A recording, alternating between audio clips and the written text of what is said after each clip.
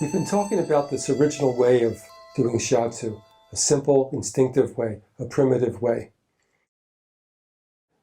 A lot of times, because people have studied more theory, more specific and complex ideas about the work, they look at this old traditional way as maybe being less effective, less developed. But I think we can judge really by what we find as the result in the practice. Oftentimes, when you're just responding to the chi, without so much thinking, but just using your instincts, you're going to get the best results. It's something that's very important to me, and I believe in very strongly. I experience this very strongly. And that is that even the word shiatsu has a vibration, and it comes from a field of energy itself. When we work in this way and we kind of honor the working method and the ideas of the original masters, it brings us into that energy field. It feeds us when we work. We can draw from it. It can take us into a consciousness that gives us more ideas and allows us to develop on this level. I experienced that with some of my teachers. Some of them worked in this very simple way. They didn't use meridians. They didn't really use much diagnosis. They just would treat the whole body as a singular entity. Again, that can be an objection to this way of working because it feels primitive. And in the Western world, in the Western mind, we want to have a theory. We want to have a precise and conceptual diagnosis. And all of those things can be very helpful, and they can be an advancement. They do contribute to the contemporary ideas that people are working with, they're studying, the school curriculums are based on. But also, we want to be able to connect back anything that we're doing, any art form, whether it be shiatsu, whether it be music, whether it be drawing, and we want to be able to go back to the roots of that and draw on the spirit of it and let that energy, or what I'm calling spirit, move through us and present itself and manifest in new and different ways. So we've been talking about simple diagnosis, whole body chi, and what I'd like to do is a couple of quick and simple demonstrations of that. Just taking a look at the body, identifying an area where the chi flow may be held up, stagnated, frozen, scattered. We'll see what we find, and then applying a few quick traditional type techniques to meet that energy and to help to improve the condition. There's many ways that we can diagnose. We could diagnose by organ, different outward signs of organ dysfunction. We could take a look at the meridian map or meridian diagnosis areas, or as I've been talking about, take a look at the whole body chi. Now sometimes we see or feel that chi is unstable, and that could be whole body, or we can see that the condition of the body is really centered around a particular area, and that can change. That can change from month to month, season to season. It can be changing as that person's condition is improving. So there's like an axis point of the whole body chi in some cases. A lot of times it's good just to see where are you drawn to, what brings your attention to it. Now here, what I see is that there's kind of a compression, an inward pulling sensation through this area. Now there are secondary areas that look like they're responding to that, like this pulling is like leading to also a force pulling down up into the neck. And so my initial idea from what I'm seeing is to go to this area, free up, move, and to try to promote more flow in this place between the shoulder blades. It feels like it's frozen here and that the vertebrae are rigid. So that's what I want to work on. Let's do that now. So the area we were concerned with is this area right here. Now, of course, the whole body is affected by this area and how it affects the chi flow. We could look at this right in this moment like it's a bridge up into the head, a bridge from the top part down into the legs. And just seeing that in this moment, it's an impression that's coming. And we can work with those impressions, work with the images that come. it feels like this is like an imploding force there, causing rigidity in the spine. For this case, what I would like to do is just to put my hand here and ask the receiver to breathe in. Breathe into my hand. And I feel that will reverse the direction of the forces working here. Breathe in and breathe out. Also, while she's breathing in and out, I get a better sensation of that force, that imploding type force, that rigid type force. Breathe in. And then what I want to do is just create movement like this. Breathe in and breathe out. And now I'm discovering as I'm working that not only is it imploding, but torquing. And I can feel that it's being pulled forward on this right side and back. So there's a turning effect from that. So breathe in and breathe out. And so I'm going to try to give information to the body. Again, when I'm working, this is more instinctive and I'm not explaining it, but I'll try to do that just for the sake of communicating right now. Breathe in, hold the breath. So that breath changes the forces. Try to give a little information and breathe out. Breathe in, and breathe out. Then I'm going to come up over top. Even though this area in this center here, or the upper center part, is what I'm concerned with, I'm going to try to give it some movement from a little bit above. So I'm going to go like this. I'm making this movement, but I'm trying to direct it downward to the place that I'm concerned with. So I could do this straight up and down like this, or I could do it with slight pulling back, which helps to bring it down into this area more.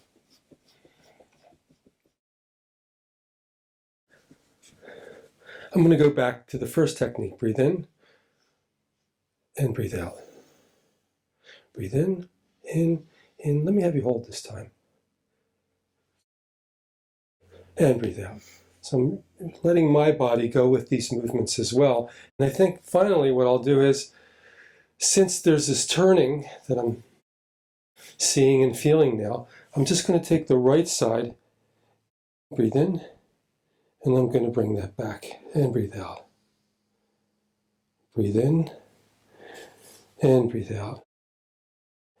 I think I'll try that also. Breathe in and breathe out.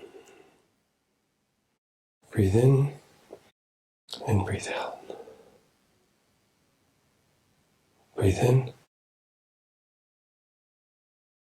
And I think in this case, it's good to just work on the one side. Since we have this torquing, I can help to kind of create a opposite movement, a reverse movement, to give the body the information about how it could change itself. So that's some simple ideas about looking at the chi and responding to it with very simple, easy ideas.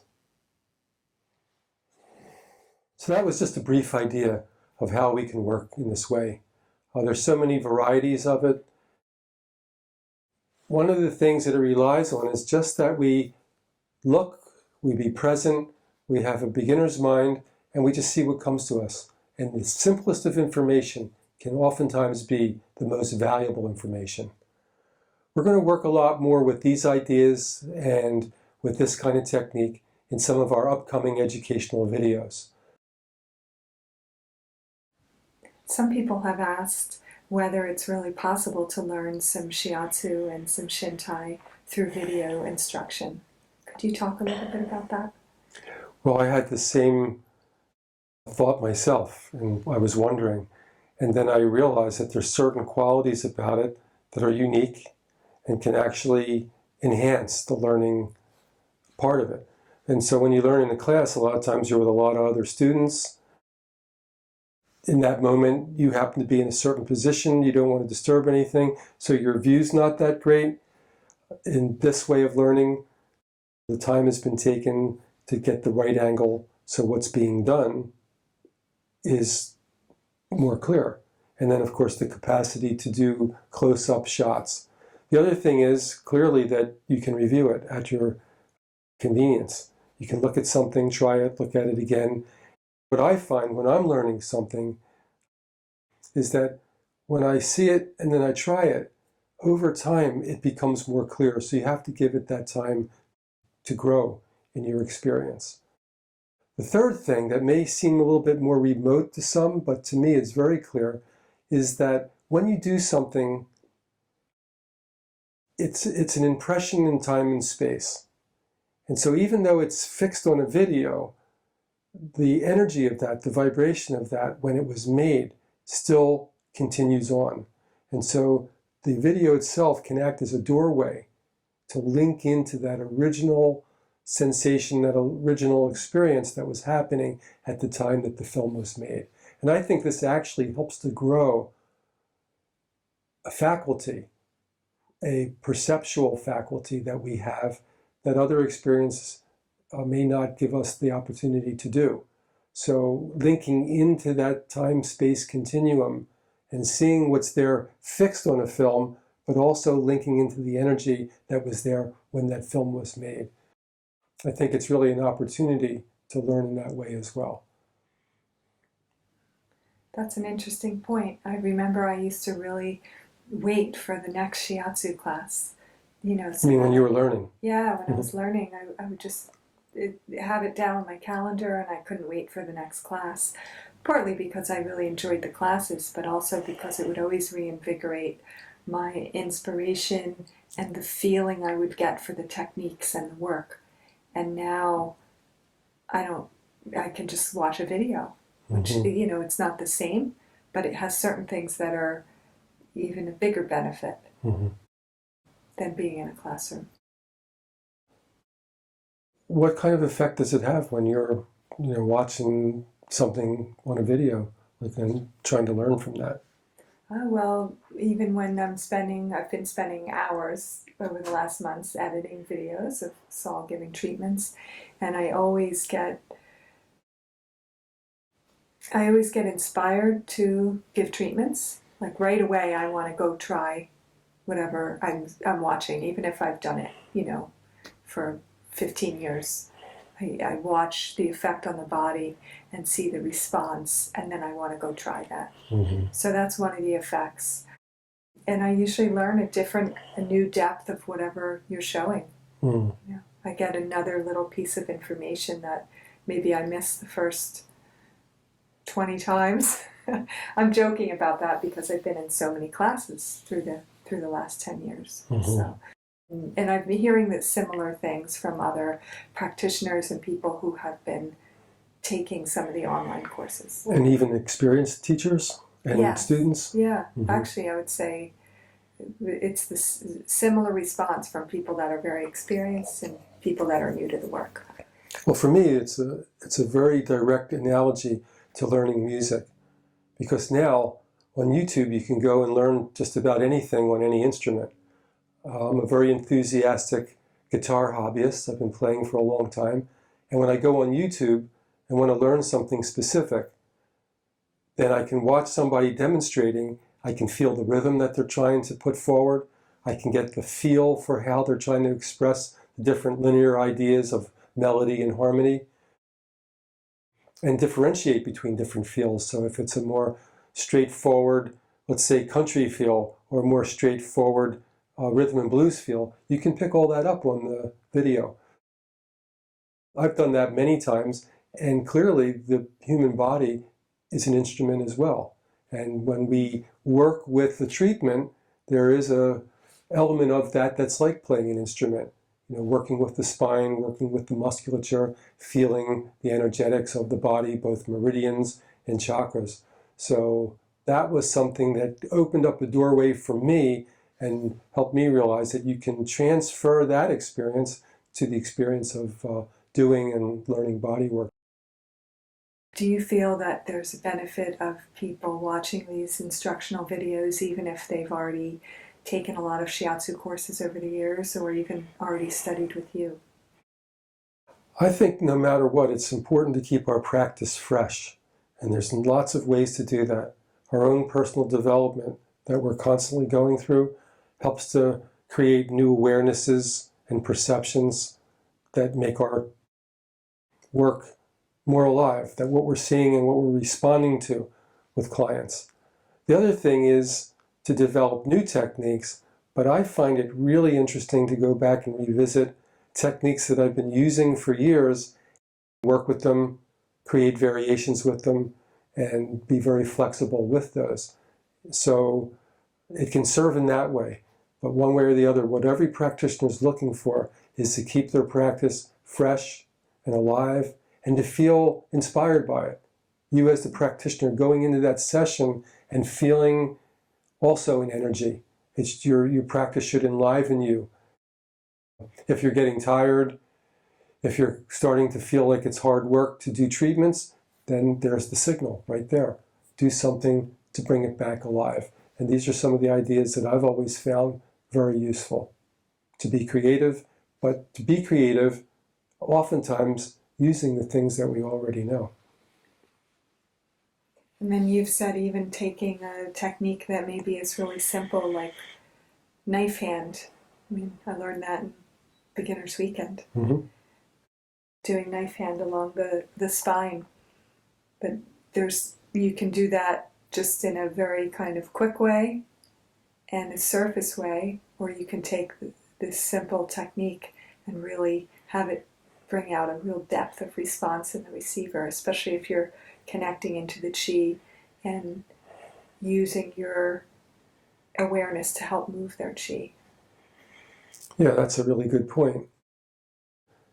When you learn in the beginning, you get presented with a series of things to do, and you're trying to remember them in the order that they go in. By default, they have a good effect, because touching the body and touching the body with respect will get a good response. But then as you go on, you learn the next level of theory and technique, the next level of theory and technique, and we think that each level then is more advanced, so more effective. After a while, we can realize, though, that the things we learn right away in the beginning can be just as much advanced technique as it was beginner's technique, and the difference is who's using it and what's the awareness of the person that's using it. So I can do that knife hand technique that's probably one of the first things I ever learned, but now I have an awareness of the chi moving through that central channel of the body. I have an awareness of the musculature and how it's responding or not responding. And of course the spine, which is right there. The spine, which is a conduit for many energies of the body. So now when I use it, there's a lot of different nuances of how it might be affecting the treatment, and be very different when I'm treating one client and very different to when I'm treating another client. Do you think that someone who's never done body work before could benefit from watching some of these videos and use the information on their friends and family? What do you think? No, I have to ask it again. Do you think that somebody who has never done body work before could benefit and learn something from some shiatsu videos to use on friends and family? Well, like I said, a beginner's technique can be an advanced technique. We have to start somewhere. The original techniques that were presented, I think, were the ones that you would learn from the beginning. It wasn't really the techniques that changed, it was your ability to use them well. That was the thing that changed. To me, and I'm so sincere about this, that one of the greatest things about learning shiatsu was having it available to give to my family. I've given so many treatments to my children, and they know when they don't feel well, when their bodies hurt, where to come. And so I'll get a call, they'll stop by. It just creates not only healing, but it creates movement, communication, connection within the family. We can also apply that with friends. So we can use it in that family setting, and I think it's one of the most valuable ones. But as far as learning techniques, as a very beginner, we realize that those techniques are the same as what we will be using 20 years after we learn, if we have a professional practice. The techniques aren't going to change. It's really we ourselves that are going to change from our development and our experience. So again, it's similar to in music where you have like the jazz standards, right? Mm-hmm. Yeah. And even bringing it to the family idea, if a child's learning a new instrument, think of how thrilled the people around them are to hear them play even a simple song. And yet they're just beginning, but it's already bringing, enjoyment to people around them. So it could be like that with the treatment. Yeah. I think it's a great idea to teach our clients just some simple things they can do on their kids. I agree. And I think it's always good for clients to at least take some basic classes so that they can appreciate more of what's happening when they come for treatments. Giving treatments to the family is also, I think, a format that can be a lot of fun. I'm really very fortunate that even my grandkids now tell their mom, hey, my ankle hurts or my back's hurting. And then I get a call or a text and they want to stop by and they want treatments.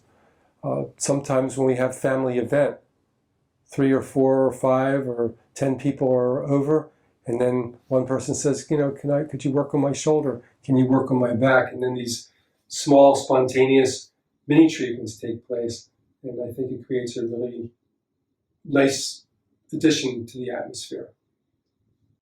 We're actually going to do a video sometime next week. We're going to be having a family event.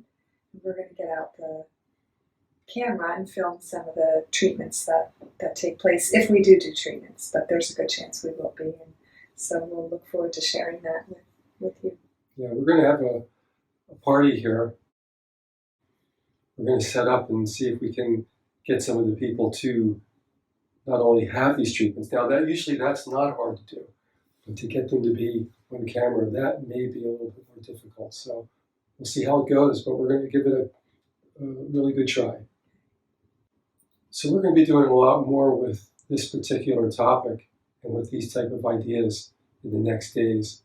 We think it's really important right now at this point in time to bring this back to the surface, to bring it back into the mainstream of how Shiatsu is being practiced and learned.